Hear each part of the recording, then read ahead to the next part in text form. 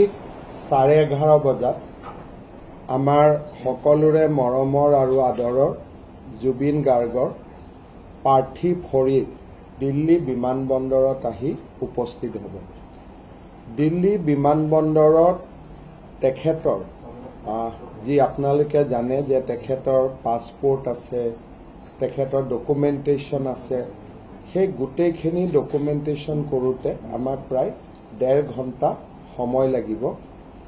আমি আশা কৰিছোঁ যে প্ৰায় 1:30 বজাৰ বা 2 বজাৰ ভিতৰত আমি জুবিন গাৰ্গক বা তেওঁৰ পাৰ্থিৱ শৰীৰক গুৱাহাটীলৈ পঠিয়াব পাৰিম।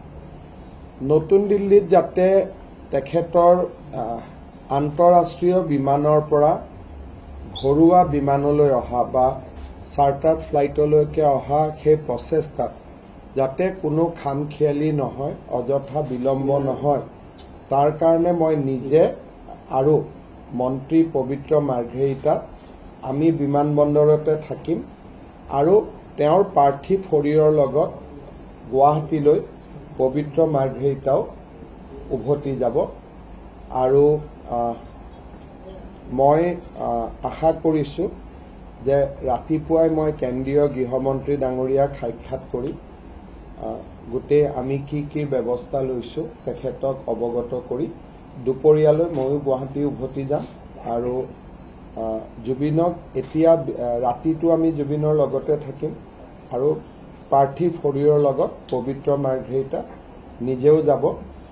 গুৱাহাটী বিমানবন্দৰত বা আন যি ব্যৱস্থা ল'ব লাগে গোটেইখিনি আমি পৰিকল্পনা কৰি আছোঁ আৰু সমান্তৰালভাৱে জুবিনৰ শেষ কৃত্যৰ সম্পন্ন কৰাৰ যিটো স্থান তাকো আমি নিশ্চিত কৰাৰ প্ৰচেষ্টা চলাই আছোঁ। কালি সন্ধিয়া 6 বজাত অসম মন্ত্ৰীসভাৰ কেবিনেট বৈঠক অনুষ্ঠিত হ'ব আৰু কেবিনেটৰ সময়ছোৱাতে আমি জুবিনৰ অন্তিম সংস্কাৰৰ স্থান টুকুৰা আমি নিশ্চিত কৰিম।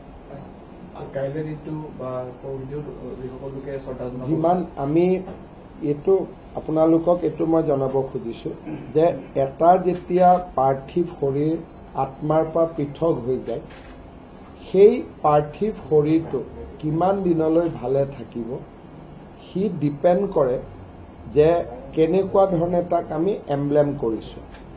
গতিকে এতিয়া ছিংগাপুৰৰ ডক্টৰসকলে তেওঁৰ শৰীৰটো এমব্লেম কৰিছে। গুৱাহাটীত অহাৰ লগে লগে আমাৰ গুৱাহাটী মেডিকেল কলেজৰ ডক্টৰসকলে জুবিনৰ শৰীৰ বা পাৰ্থিৱ শৰীৰ পৰীক্ষা কৰি গম পাব যে কিটো পৰ্যায়লৈকে শৰীৰটো আমি ৰাখিব পাৰোঁ। এটা পৰ্যায়ৰ পিছত যদি আমি শৰীৰটো ৰাখিব চেষ্টা কৰোঁ সি বৰ সুখৰ অভিজ্ঞতা নহ'ব। সেইকাৰণে আমি সম্পূৰ্ণ মেডিকেল এডভাইচ দি, যদি ডক্টৰে কয় যে নহয় আপোনালোকে এদিন ৰাখক, আমি এদিন ৰাখিম। যদি কয় নহয় আপোনালোকে 2 দিন ৰাখিলেও সমস্যা নহয়, আমি 2 দিন ৰাখিব পাৰিম। বোলে নহয় আপোনালোকে 3 দিন ৰাখক, তাত আমাৰ কোনো অসুবিধা নাই। কিন্তু আমি সদায় এটা মনত ৰাখিব লাগিব যে জুবিনক আমি মৰ্যাদা আৰু সন্মানেৰে বিদায় দিব লাগিব। পাৰ্থিৱ শৰীৰটো যদি আমি ভবাতকৈ এটা বেয়া অৱস্থাত যায় তেতিয়াহ'লে জুবিনৰ আত্মাই আমাক সদায় বেয়া পাই থাকিব। গতিকে আমি গোটেই সিদ্ধান্তখিনি চিকিৎসকৰ পৰামৰ্শ মতে ল'ম। দ্বিতীয়তে মই আৰু এটা ৰাইজক আবেদন কৰিম, জুবিনৰ গোটেই জীৱনটো আছিলে দুখীয়া মানুহৰ লগত আৰু সদায় সাধাৰণ আৰু দুখীয়া মানুহৰ কাৰণে জুবিনে সংগ্ৰাম কৰিছিল, গানৰ মাজেৰেও সংগ্ৰাম কৰিছিল আৰু ব্যক্তিগতভাৱেও অজস্ৰজনক চিকিৎসা আদিৰ সহায় কৰি জুবিনে সাধাৰণ শ্ৰেণীৰ মানুহৰ মনত এটা বিশেষ স্থান লৈছিল। মই ৰাইজক অনুৰোধ কৰিম যে আজিৰ দিনটোত প্ৰায়বিলাক দোকান পোহাৰে জুবিনক সন্মান জনাই নিজৰ দোকান পোহাৰ বন্ধ ৰাখিছে। আমি যদি অহা 2-3 দিন দোকানীসকলক, ব্যৱসায়ীসকলক দোকান পোহাৰ বন্ধ ৰাখিবলৈ কওঁ, তেওঁলোকৰ গোটেই পূজাৰ ব্যৱসায়খনে বেয়া হৈ যাব। শ্ৰমিকসকলে কাম নাপাব, দৈনিক ৱেজ আৰ্নাৰসকলে তেওঁলোকৰ খুব পূজাৰ সময়ৰ আগতে খুব ইম্পৰ্টেণ্ট ব্যৱসায় বা ইম্পৰ্টেণ্ট বেতন আদি হেৰুৱাই পেলাব।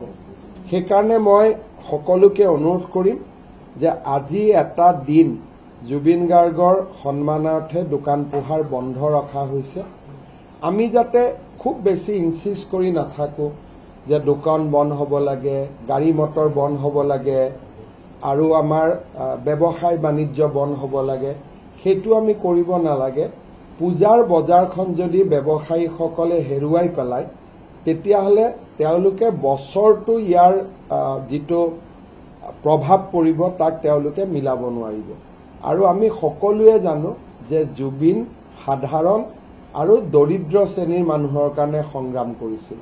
সেই দিশটো জুবিনৰ অনুৰাগীসকলক মনত ৰাখিবৰ বাবে মই বিনম্ৰ অনুৰোধ জনাম। মই ৰাতিপুৱা কেন্দ্ৰীয় গৃহমন্ত্ৰীক মই সাক্ষাৎ কৰিম। এতিয়া বেচিকেলি আমাৰ গোটেই চিন্তাটো আছে যাতে শৰীৰটো আমি সোনকালে পাৰ্থিৱ শৰীৰটো পঠিয়াব পাৰোঁ।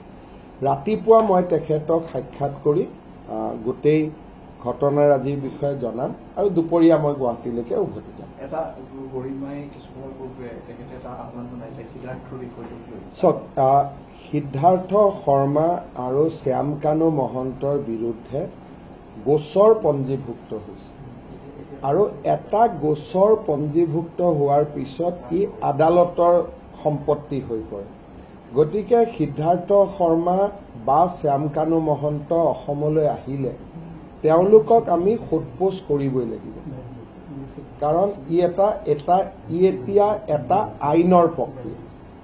আৰু আমি এটা কথা মনত ৰাখিব লাগিব যে জুবিনৰ শেষৰ সময়খিনিত সিদ্ধাৰ্থ শৰ্মা আছিলে। গতিকে তেওঁৰ পৰা আমি গোটেই কথাখিনি জানি অসমৰ মানুহক আমি জনাব লাগিব।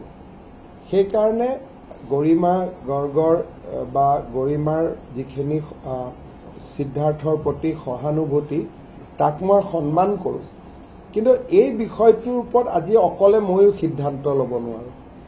আজি যদি মই কওঁ যে শ্যাম কানু মহন্তক আহিলে আমি একো নকৰিম, পুলিচে সোধা পোছা নকৰিব, সিদ্ধাৰ্থ শৰ্মা আহিলে পুলিচে সোধা পোছা নকৰিব, আপোনালোকে নিজেও জানে যে ই এক নম্বৰ আইনৰ বিৰুদ্ধ, 2 নম্বৰ ৰাইজে এই বিষয়টোক আজি সহজভাৱে নল'ব। সেইকাৰণে গোটেই বিষয়টো গৰিমা গৰ্গৰ আৱেগটোকো আমি সন্মান জনাম, কিন্তু আইনৰ প্ৰক্ৰিয়াটোকো আমি সন্মুখত ৰাখিম। আৰু বৰ্তমান এই 2টা দিন জুবিনক শ্ৰদ্ধা আৰু সন্মানেৰে বিদায় নিদিয়ালৈকে আমি ভাবোঁ যে এই বিষয়বোৰ এতিয়া আমি বিবেচনা নকৰোঁ। তাৰ এটা সময় আহিব আৰু ডেফিনেটলি গৰিমাৰ চিন্তাক আমি সন্মান জনাম, কিন্তু আইনেও আইনৰ প্ৰক্ৰিয়া এটা নিশ্চিতভাৱে ল'বই। আইন শৃংখলা বিষয়টোক গুৰুত্ব দিয়া দেখা পোৱা গৈছে যাতে কোনো ধৰণৰ সমস্যা মানে এটা কথা আমি মনত ৰাখিব লাগিব যে জুবিনৰ জীৱনটো কাৰ কাৰণে আছে। যদি আমি জুবিনৰ আদৰ্শৰ বিপৰীতে গৈ জুবিনক সন্মান জনাব খোজো, সি সন্মান নহ'ব। সেইকাৰণে 2-এটা যোৱা কালিও মই দেখিছোঁ যে ওৰেটো ৰাতি জুবিনৰ ঘৰৰ সন্মুখত আমি থিয় হৈ আছোঁ। জুবিনৰ দেউতাক অসুস্থ, গতিকে পৰিয়ালটোক অকণমান ব্যক্তিগত সময় দিয়া।